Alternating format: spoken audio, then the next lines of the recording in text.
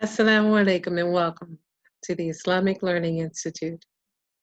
This is You Can Learn Qur'anic Arabic's Introduction to the Arabic Alphabet Family System.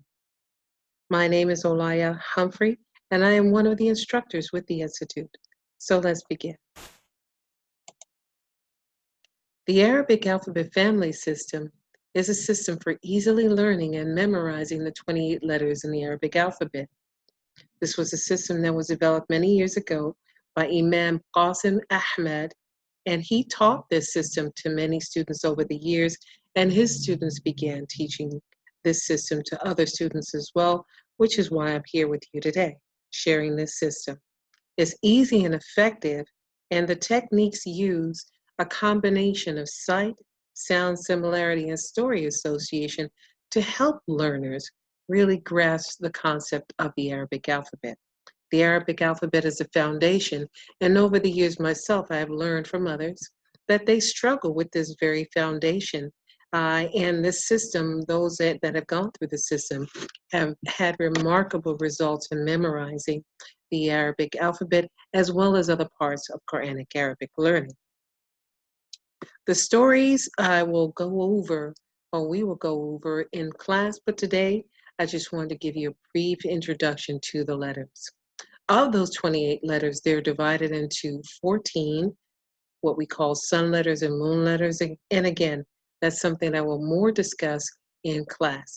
But know that this system helps speed up the process for learning the Qur'anic Arabic and gets you well on your way to ultimately understanding the Qur'an in its original Arabic language.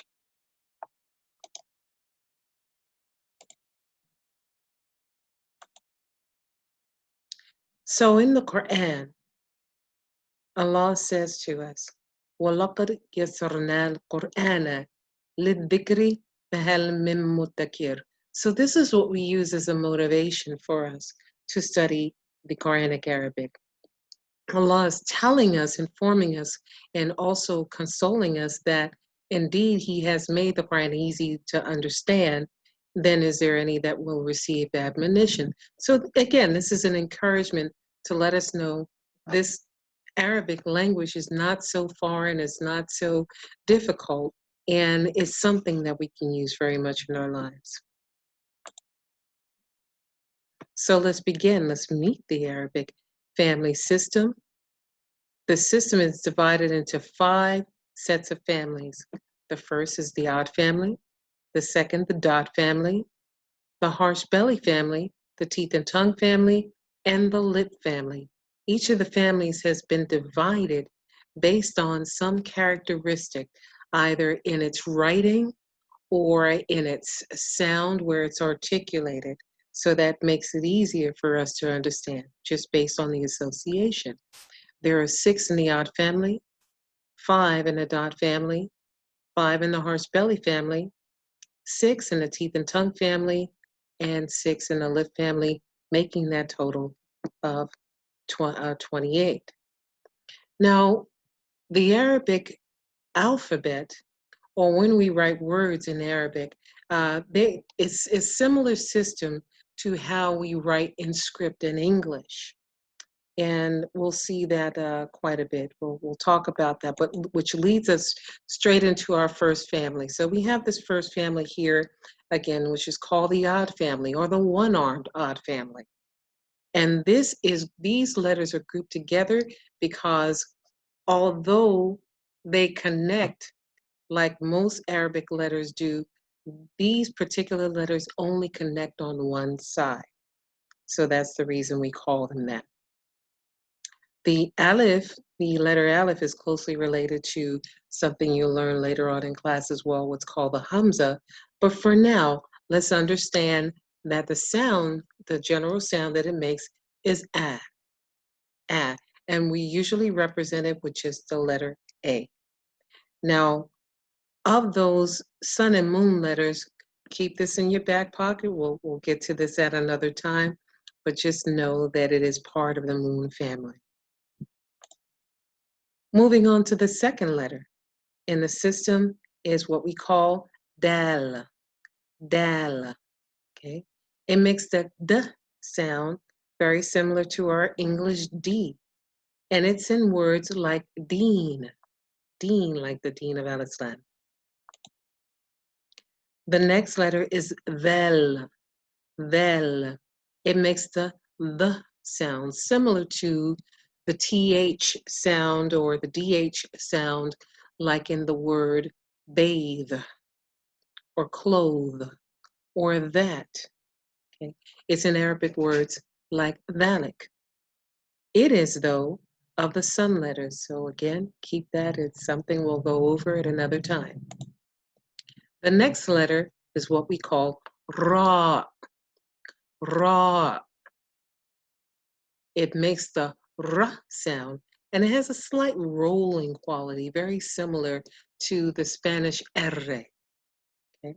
Represented with the letter R, a word that we're familiar with in Arabic that starts with this letter is rabbi, rabbi. On to the next is the letter Z, Z. It makes the Z sound, represented with the letter Z of the sun letter family, and it's in words like Zaid. And then the last in this set is wow, wow. It makes the w sound. It's usually represented in English by the letter W, and it's in words like witr or wudu.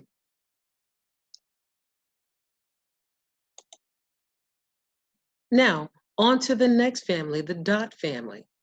Now, in the Arabic language, there are several letters that have dots, but because of the nature of these grouping of letters, in that they create a wave when you're writing them, we've grouped these. They have more of a reason to be grouped together than the others that have dots.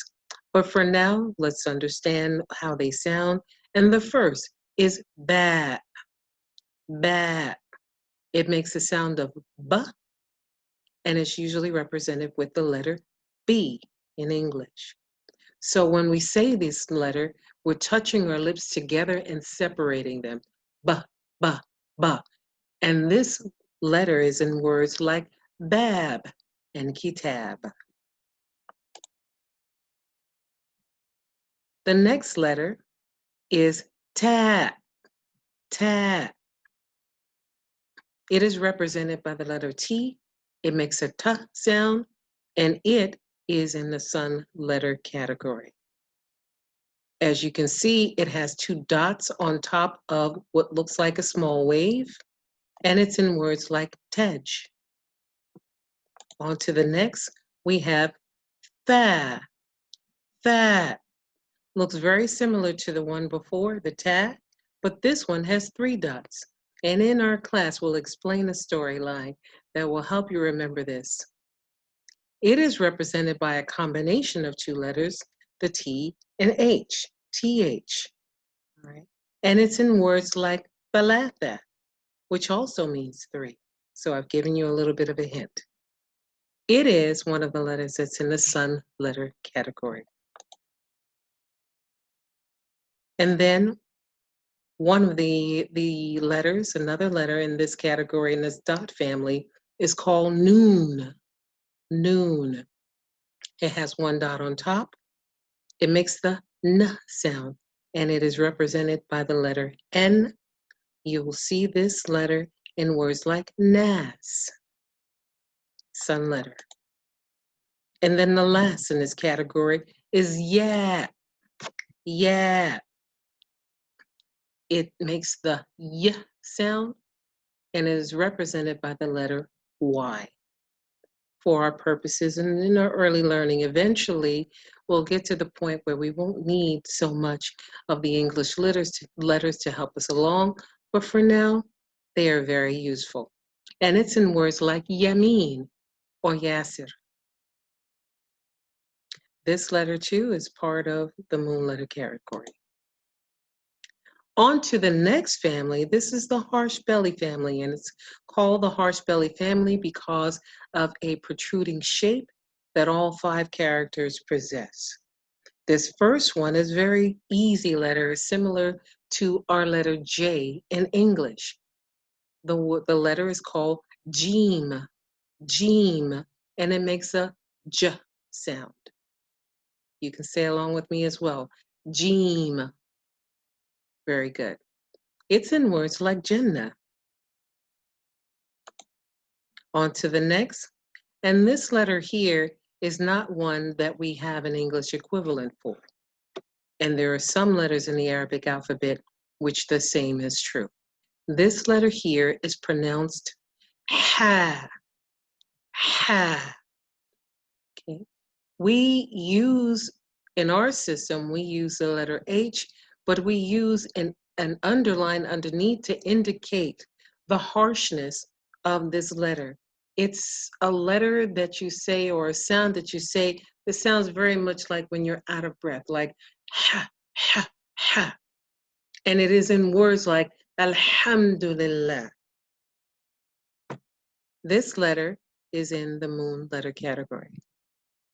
On to the next, another letter that is not, it doesn't have an exact English equivalent, and it is something that it's a kind of a scratchy letter. A scratchy letter, it sounds like how you clear your throat if you were to have something stuck in your throat. The letter is pronounced kha, kha. You hear the scratching. If you do this and hold your throat, you should feel this as well. Not only hear, but feel. Kha. Okay? And it's in words like khabir. It is represented with a KH, and it is in the moon letter category. The next letter, on to another letter that does not have an English equivalent. This letter is pronounced Ain. Ain.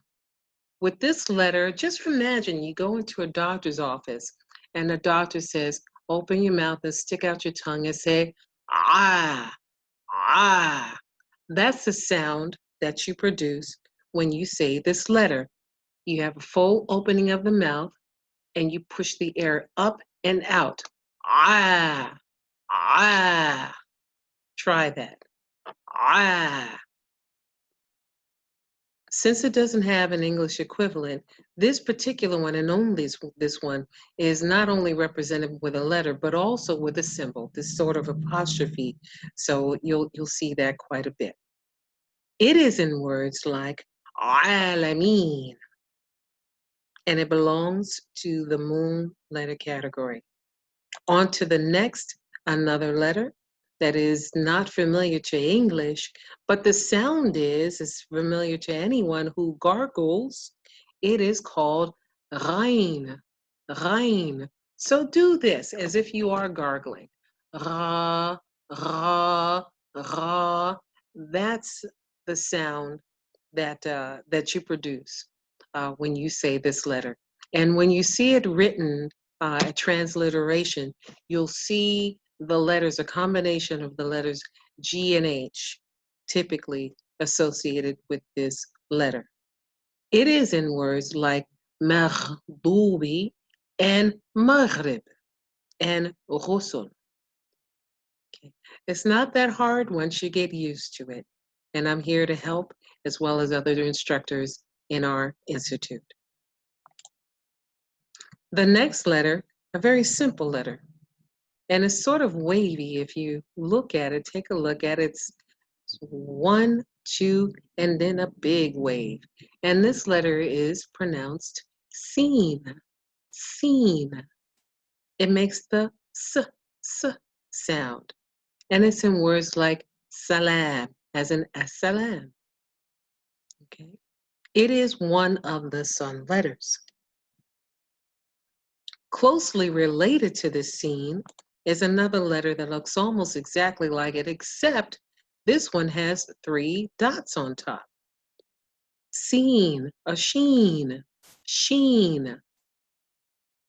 Okay, and we represent this with an SH. Now, a thing about this teeth and tongue family, we call it a teeth and tongue family because all of these letters involve more of the teeth and the tongue versus the back of the throat or even the top of the throat. You can pronounce them pretty easily from the front of the mouth. The other thing unique about these 6 letters is that each has a pair. You've just seen the seen and the sheen. Let's look at the other 2 pairs. The first is sawed, sawed. So this sound is made by puckering the lips together, and your teeth actually touch the sides. Your tongue actually touch the sides of your teeth when you're pronouncing this. Sawed, sawed. We represent this particular letter with an S with an underline to indicate the hardness versus a soft S like we did with the letter seen. But this letter is in words like salat, salat. And it too is of the sun letters. Its pair is called dod, dod. Say that, dod. Very good. It is represented with a letter D with an underline underneath. Okay. It is made by pressing your tongue against the palate and quickly releasing. Dod, dod. And it is in words like Doreen, Doreen. Also of the sun letters. The next 2 as well are the sun letters, and again, I assure you, inshallah, we will get to that later on in the course. But this next letter, and it has a pair, this one is called ta, ta, ta, and it's made with a slight puckering of the lips, pressing your tongue on the top of the front teeth. Ta, ta. It is represented with a T with an underline to indicate the harshness or the hardness of this particular letter. And it's in words like talib. The next is the letter va. It looks exactly like the ta that you just saw before, but it has a dot. And that's a pattern, a letter, shape, one, and then the next one afterward, same shape, but with 1 dot or 2 or 3. Okay, so this particular letter is one that does not have an English equivalent as well, but we do use a TH with an underline to represent it.